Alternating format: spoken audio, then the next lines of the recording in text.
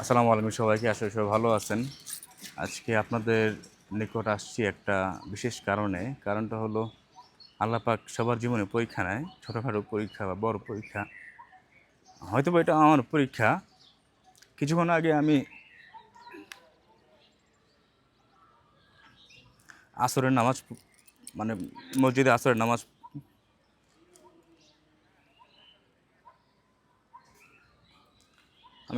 নামাজ মসজিদে পড়তে গেছি। দেন মসজিদ থেকে বের হওয়ার পর দেখি আমার বাইকটা নাই।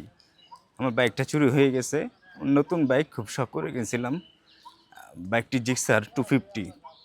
বাইকের লাস্ট নাম্বার 28 28 না 700028 700028।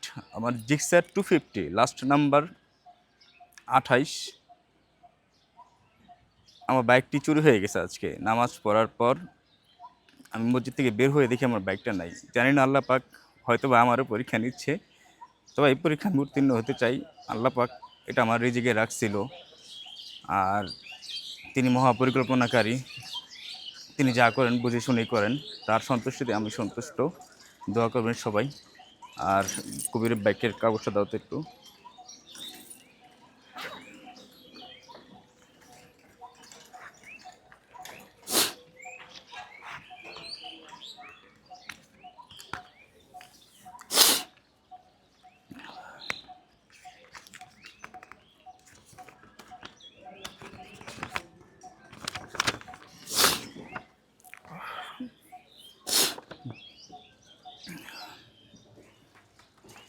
এগুলো আমার বাইকের পেপারস।